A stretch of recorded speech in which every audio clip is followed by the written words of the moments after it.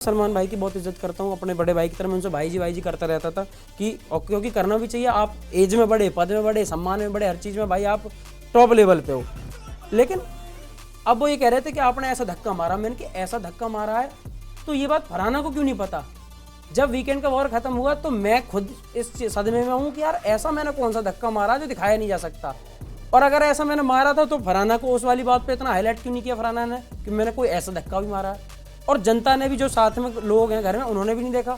तो मैंने ऐसा कौन सा धक्का मार दिया। फिर उसके बाद में कुछ क्लिप्स आई जो मैंने देखी, उनमें साफ साफ पब्लिक खुद कह रही है कि ये देखो फरहाना खुद ही उसको मृदुल को धक्का मार रही है। डबल फेस्ड कौन है? डबल फेस अमाल। मैं एक दिन पहले ही पूछ रहा था प्रणीत से, मैंने कि प्रणीत ये बता, अगर अशनूर और अभिषेक में तुझे किसी को चुनना हो तो तू किसको चुनेगा? तो कह रहा है, उसने सीधा बोला तुरंत ही कि अभिषेक। मैंने कहा चल ठीक है यार। और जब अगले दिन वीकेंड के वॉर वाले दिन ये चीज़ सामने आई तो हम सब अपने दिमाग में बिल्कुल फिक्स बैठे थे कि ये तो अभिषेक को बचाएगा क्योंकि उसका दोस्त है और उसके साथ ज़्यादा बातें करता है। तो उसने एकदम बोला कि मैं अशनूर को सेव करना चाहता हूँ। तो मैंने तुरंत उसकी तरफ ऐसे देखा, जी के भाई ने भी, कि तू ये क्या कह रहा है। शो में देखा होगा, स्ट्रेस हो रहा होगा उनको वहाँ देख के कि विलायत से आएंगी बहू। हाँ, ये तो मेरी मम्मी घबरा रही होगी कि हमारे गांव में विदेश की बहू ना आ जाए। जब जब नॉमिनेशन की बात आती है, आप मुझे नॉमिनेट भी कर देते हो तुरंत ही। तो आप मुझे आगे बढ़ते हुए देखना चाहते हो और नीचे तुरंत गिरा भी देते हो। वो आप तब करने आते हो कि चलो आप कोई बात नहीं है, मृदुल को समझाते हुए का एक वो करो। मृदुल की फिर बाहर ये दिखेगा कि वाह तान्या मित्तल ने मृदुल को समझाया। मैंने कि तेरे समझाने से मैं सांस ले रहा हूँ। ये नहीं पता कि वहाँ ऐसा करना चाहिए आपको कि आपसे कोई बोले कि अरे भाई वो चाय का कप पास करना नहीं कर रहा, बता क्या करेगा। यहाँ से लड़ाई क्रिएट हो सकती है। मैं वहाँ ये कर देता हूँ। मैंने कहा ले भाई, क्योंकि हमारी आदत है, हमने ज़िंदगी भर यही सीखा है कि एक दूसरे के काम आना और ठीक रहना ही तो सब कुछ है। मैं घर में जब गया था तब मैं क्या बोल के गया था? मैं ये बोल के गया था कि अब तो मैं दाना भूंजी सबको खा जाऊंगा और वोटिंग में तुम लोग मुझे हरा नहीं पाओगे, मैं आपको जीने नहीं दूंगा, मैं तो बहुत लड़ाकू हूँ। 50 लोगों की टीम आएगी जो 3 लोगों को वोट करेगी और उनमें से वो मुझे 4 वोट दे के जाएंगे और उससे ये डिसाइड भी हो जाएगा कि अब मैं इस घर में नहीं रहूँगा।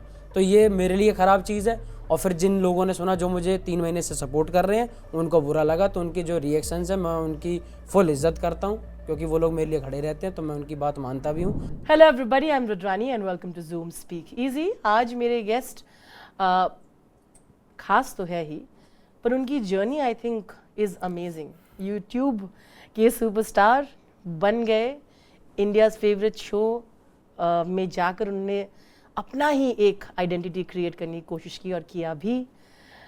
एविक्ट हो गए हैं, पर मुझे लगता है जर्नी तो अब शुरुआत हो रही है मृदुल की। Thank you for doing this Mridul. Ram Ram ji, कैसे हो मेरे सारे भाई? और एविक्शन के बाद में पहला इंटरव्यू कर रहा हूँ मैम के साथ।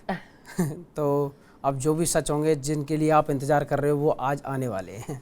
I love it. तो सच से शुरुआत करते हैं। पहले तो आप मुझे रुद्रानी बुला सकते हो। रुद्रानी जी? जी मैं मैम कहूँगा आपको। नहीं, फिर मैं आपको सर कहूँगी क्योंकि जो मुझे जैसा जैसा बुलाता मैं उनको वैसे ही बुलाती हूँ। ओके, कॉल मी सर।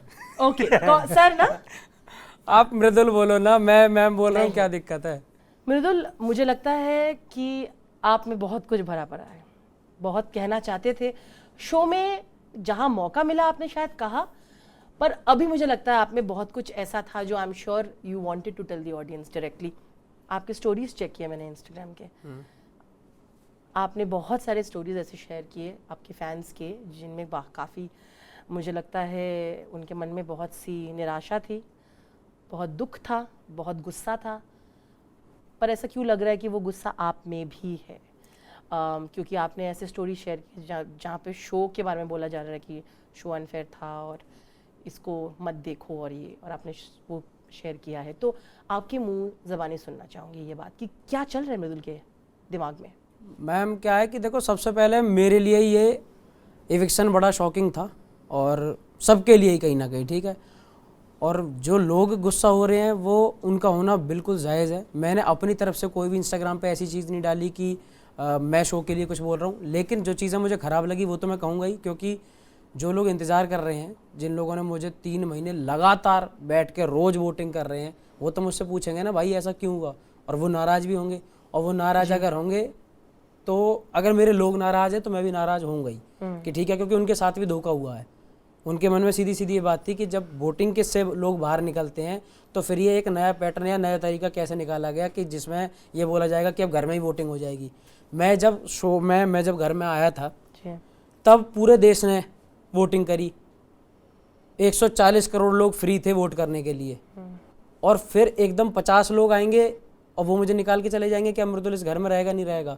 तो वो चीज़ मेरे लिए भी, मैं लोगों की कह ही नहीं रहा, सबसे पहले थी मेरे लिए खराब थी कि भाई मैं ऐसा क्या गलत कर रहा हूँ या ऐसा मैंने क्या कर दिया जो आप मुझे वोट नहीं कर रहे। और अचानक से एक 50 लोगों की टीम आएगी जो 3 लोगों को वोट करेगी और उनमें से वो मुझे 4 वोट दे के जाएंगे और उससे ये डिसाइड भी हो जाएगा कि अब मैं इस घर में नहीं रहूँगा। तो ये मेरे लिए ख़राब चीज़ है। और फिर जिन लोगों ने सुना जो मुझे 3 महीने से सपोर्ट कर रहे हैं उनको बुरा लगा, तो उनकी जो रिएक्शंस है मैं उनकी फुल इज्जत करता हूँ क्योंकि वो लोग मेरे लिए खड़े रहते हैं, तो मैं उनकी बात मानता भी हूँ। और इसलिए मैं उस चीज़ को इंस्टाग्राम स्टोरी पर डाल रहा था क्योंकि आने से पहले मैं उनके हर एक रिएक्शन को अपने पेज से शेयर कर रहा था। तो अगर इस वक्त उनका ये रिएक्शन है तो मैं उसमें भी उनको सम्मान ही दूंगा। इमोशनल रिएक्शंस तो घर पे भी हुए, आई थिंक ऑडियंस भी जो देख रही होगी काफ़ी भावुक ही हो गई थी जिस तरह से जब आप उनको जा रहे थे घर से निकलते जी के पता नहीं आपने वो मीम देखी कि नहीं, कभी खुशी कभी गम में शाहरुख का एक सीन होता है तो उससे कंपेयर कर रहे थे क्योंकि बहुत इमोशनल सीन था, जीके और आपकी दोस्ती का वो सीन उससे कंपेयर कर रहे थे, तो बहुत सारे रिएक्शंस मिले आपको मृदुल। तो मैं सीधा ही पूछना चाहूँगी आपको, क्या आपको लगता है कि चाहे वो शो हो या उनके इर्द गिर्द के लोग हो, उनको ये लगा कि आपके पास बहुत बड़ा वोट बैंक है बाहर क्योंकि आपका बहुत ज़्यादा क्लाउड है जिसे कहते हैं बाहर, और उसकी वजह से उनको ये तरीका अपनाना पड़ा? क्या आपको लगता है ये? मैम हो सकता है, बिल्कुल कोई इसमें बड़ी बात नहीं है क्योंकि मैं 1000% ये चीज़ कह के गया था और लोग भी मुझसे कह रहे थे कि जिस दिन तक तू बाहर नहीं आ जाएगा उस दिन तक तुझे वोटों की कमी बाहर से बिल्कुल नहीं आएगी, बिल्कुल फ्री होके जा। और उस वोटिंग आपने स्टार्ट में ही देख ली थी कि विनर बनने के बाद जो भीड़ आती है वो शो में एंट्री करने से पहले थी, तो उन लोगों को तो बुरा लगेगा ही ना जी। इसी वजह से तो मुझे खराब लगा कि अचानक ये जो प्लान कर लिया आपने और मुझे बाहर कर दिया, इसी वजह से मैं नाराज था। और मैंने भी गौरव भाई से सीधी घर में ही कह दी थी जब मैंने ये पूरे दिन होता देखा कि आज बाहर के लोग आएंगे वोट करेंगे, मैंने गौरव भाई से खुद कह दी, मैंने गौरव भाई आज मैं बाहर। और वो कह रहे थे क्यों, मैंने कहा भाई देख लेना आप, रिकॉर्डेड होगा, मैंने खुद बोला था गौरव भाई आज मुझे लग रहा है। उन्होंने पूछा नाम बता कि आज जिनको कम वोट मिलेंगे, मैंने की बहुत मैंने की मालती, कोनिका मैम और मैं। तो गौरव भाई कहने लगे मुझसे कि तू क्यों, मतलब वो एकदम रिएक्शन उनके ऐसे है कि ऐसा क्यों भाई, तुझे क्यों लग रहा है? मैंने भाई मुझे लग रहा है बस।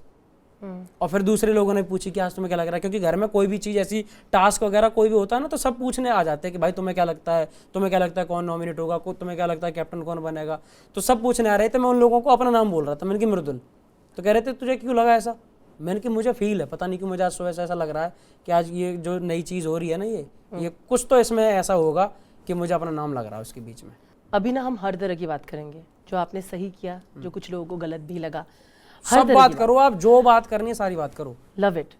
तो मृदुल मैं वहाँ से शुरुआत करनी है। एक मोमेंट था शो में जब आप बहुत इमोशनल हो गए थे, जब ये आपको बार बार कहा जा रहा था तुम क्या कर रही हो शो में, उस टाइम पे आपने भी खुद कहा कि मुझे समझ में नहीं आता है क्या मुझे लड़ना चाहिए, क्या मुझे दिखने के लिए करना चाहिए, क्योंकि वो मोमेंट बहुत इनोसेंट था। लोगों ने कहा कि यार ये बड़ा इनोसेंट सा बंदा है। मुझे याद है गौहर वगैरह ने भी आपके लिए स्टैंड लिया था उस टाइम पे कि यार हम क्या चाहते हैं इससे, बिकॉज यू नो सलमान ने कॉल आउट किया था और बोला था कि क्या कर रहे हो शो में, तुम्हारे इतने फैंस हैं ये वो। उस मोमेंट के बाद चेंज तो डेफिनेटली आया था, लेकिन क्या आपको लग रहा था आप उस वक्त शुरुआत में, उसके बाद तो you know there was a change for sure, कि आप कंफ्यूज थे, आपको लग रहा था कि अगर मैं चिल्लाऊं नहीं या अगर मैं कुछ नहीं कहूँ तुम्हें दिख नहीं रहा हूँ, क्या आपको वो लग रहा था? मैं आपको ना शुरुआत से सब कुछ बताता हूँ कि ये क्यों हुआ और कैसे हुआ। मैं अपने घर पे रहता हूँ, अपना जो मैं काम करता हूँ, क्या उसमें कहीं दिखता है कि मैं लड़ाकू किस्म का आदमी हूँ? क्या उसमें कहीं दिखता है कि मैं बदतमीज हूँ? मैं अपने घर पे कॉमेडी वीडियोस बनाता हूँ अपनी फनी, उसी की वजह से मेरा पूरा क्षेत्र यूपी, दिल्ली, हरियाणा, राजस्थान, पंजाब, सारे लोग मुझे मेरी उसी चीज़ की वजह से प्यार करते हैं। और फैमिलीज भी। तो मतलब मैं वैसे ही हूँ, टोटल मेरे पास ऑडियंस फैमिली वाली है, सब परिवार के लोग मुझे अपने घर का बेटा जैसा मानते हैं। अब मैं इस शो में आया हूँ तो इसमें ये बोला जाता है कि ये रियलिटी शो है, तो रियलिटी शो मतलब आप जैसे रियल में हो, आपके जिस चीज़ पे जैसे रिएक्शन आते हो आप वही तो करोगे। मैं शो में अंदर हूँ, अब मैं ऐसी कोई कमी नहीं छोड़ता। एक तो मुझे लगता है कि मैं कुछ चीज़ों में ऐसा हूँ कि आप मेरी कमी नहीं निकाल सकते। क्यों? मेरा उठना बैठना टाइम पे, मैं कहीं कप नहीं छोड़ता, मैं अपनी ड्यूटी बहुत टॉप क्लास तरीके से करता हूँ। मैंने एक एक चीज़ अपनी टाइम पे करी। मुझे कोई बात समझाता है तो उसमें मैं ये फील नहीं करता कि मैं छोटा बन जाऊँगा, मैंने इसकी बात मान ली, तो मैं किसी की बात ही मान लेता था। कोई मुझसे कोई काम के लिए कहे कि यार भाई वो सामान पकड़ाएगा, तो मैं 1 मिनट में सामान पकड़ा के दूंगा। तो ये मेरी खुद की एक आदत है। अब मुझे ये नहीं पता कि वहाँ ऐसा करना चाहिए आपको कि आपसे कोई बोले कि अरे भाई वो चाय का कप पास करना नहीं कर रहा, बता क्या करेगा, यहाँ से लड़ाई क्रिएट हो सकती है। मैं वहाँ ये कर देता हूँ, मैंने कहा ले भाई, क्योंकि हमारी आदत है, हमने ज़िंदगी भर यही सीखा है कि एक दूसरे के काम आना और ठीक रहना ही तो सब कुछ है। मैं घर में जब गया था तब मैं क्या बोल के गया था, मैं ये बोल के गया था कि अब तो मैं दाना भूंजी सबको खा जाऊंगा और वोटिंग में तुम लोग मुझे हरा नहीं पाओगे, मैं आपको जीने नहीं दूंगा, मैं तो बहुत लड़ाकू हूँ। मैं कह के यही गया था कि आप जाओगे, मैं आपको ये बता रहा हूँ, ये लोगों ने अपने दिमाग में बना रखा कि ये लड़ाई झगड़े चलता है। मैंने कि मैं आपको वहाँ ये दिखाऊंगा कि ढंग से भी रहा जा सकता है और अच्छे तरीके से भी रहो, तब भी आप सो जीत सकते हो। सेम उसी पैटर्न पे मैं चल रहा हूँ जैसा मैं अपने घर पे था, 80 दिन तक मैं वैसे ही चल रहा हूँ। मैंने कहा मैं करूँ क्या, मैं जानबूझ के गलत करने लगूँ क्या करूँ मैं ऐसा, मतलब मैं जानबूझ के बर्तन पटकूँ, जानबूझ के कोई मुझसे बोले कि ओए सब्जी काट दे तो मैं बोलूँ नहीं काट रहा, बता क्या करेगा। जो फरहाना रात दिन उस घर में कर रही है, और वो अगर आपको लोगों को देखने में अच्छा लगता हो तो मुझे लगता है कि फिर मैं अगर खराब हूँ तो मैं ज़्यादा बढ़िया हूँ खराब होके भी। जो आप बिगनिंग में थे मुझे नहीं लगा आपने कुछ गलत किया एट ऑल, ये मेरी ओपिनियन है। मुझे लगा आप उसके बाद बहुत सारे चेंजेस आए मृदुल, शायद वो भी एक आपका हिस्सा है। हर इंसान तो सफ़ेद या काला नहीं हो सकता है ना, हमने ग्रे शेड्स भी होते हैं। मुझे लगा उसके बाद आपको ये सुनने को मिला कि आप लड़कियों के प्रति आप लैंग्वेज जो आपने यूज़ किया वो गलत है। सलमान ने भी आपको बोला कि जिस तरह से धक्का दिया आपने, उसका बहुत बड़ा मुद्दा बना कि हम दिखा भी नहीं पाए, आपने इस तरह के औरतों को बेइज्जत किया। हाँ झगड़ा हुआ, लेकिन आप लोग भी उनके फैमिलीज़ के बारे में आपने भी जाके ऐसे ऐसे औरतों के बारे में बोला है जब आप गुस्से में थे। तो उन्होंने कहा ये अग्रेसिव साइड सलमान ने कहा आप में है, तो क्या आप प्रिटेंड कर रहे थे कि आप भूले हो? अब ये सवाल मुझे आपसे फिर से करना है। ठीक है जी, सही है ना? बिल्कुल सही सवाल है आपका, कोई दिक्कत नहीं है मुझे किसी भी सवाल के जवाब देने में, क्योंकि ना मैं सोच के बोलता ना मैं ये सोचता कि आप मुझसे पूछ के बोलो कि मुझे क्या पूछना चाहिए। आप खुल के पूछो, मैं उस पर आपको अपना पॉइंट ऑफ व्यू बताऊंगा कि मैं क्या सोचता हूँ। ठीक है, मैं क्योंकि मैं गलत हुई नहीं जी, मैं डरूंगा किस बात से। मैं आपको बताऊं, मैं सलमान भाई की बहुत इज्जत करता हूँ, अपने बड़े भाई की तरह मैं उनसे भाई जी करता रहता था कि क्योंकि करना भी चाहिए। आप एज में बड़े, पद में बड़े, सम्मान में बड़े, हर चीज़ में भाई आप टॉप लेवल पे हो। लेकिन अब वो ये कह रहे थे कि आपने ऐसा धक्का मारा, मैंने कि ऐसा धक्का मारा है तो ये बात फरहाना को क्यों नहीं पता। जब वीकेंड का वॉर खत्म हुआ तो मैं खुद इस सदमे में हूँ कि यार ऐसा मैंने कौन सा धक्का मारा जो दिखाया नहीं जा सकता, और अगर ऐसा मैंने मारा था तो फरहाना को उस वाली बात पे इतना हाईलाइट क्यों नहीं किया फरहाना ने कि मैंने कोई ऐसा धक्का भी मारा है, और जनता ने भी, जो साथ में लोग हैं घर में, उन्होंने भी नहीं देखा तो मैंने ऐसा कौन सा धक्का मार दिया। फिर उसके बाद में कुछ क्लिप्स आई जो मैंने देखी, उनमें साफ साफ पब्लिक खुद कह रही है कि ये देखो फरहाना खुद ही उसको मृदुल को धक्का मार रही है। उसके बाद में वो उसको ऐसे कह रहे तू पीछे हट, और तब लड़ रहा है। और रही बात एग्रेशन दिखाने की, तो मैं आपको एक चीज़ बताऊँ, मैं ये थोड़ी ना कह रहा हूँ कि मेरे अंदर एग्रेशन कहीं से कहीं तक है ही नहीं, लेकिन किसी का एग्रेशन जो है वो आ जाता है 2 नंबर पे, मेरा आता होगा 90 नंबर पे जाके, कि जब बहुत सारी गलतियाँ हो जाएंगी मैं तब जाके, जब बिल्कुल हद हो जाएगी तब आता हूँ मैं उसमें कि अब मुझे भी गुस्सा आ गया।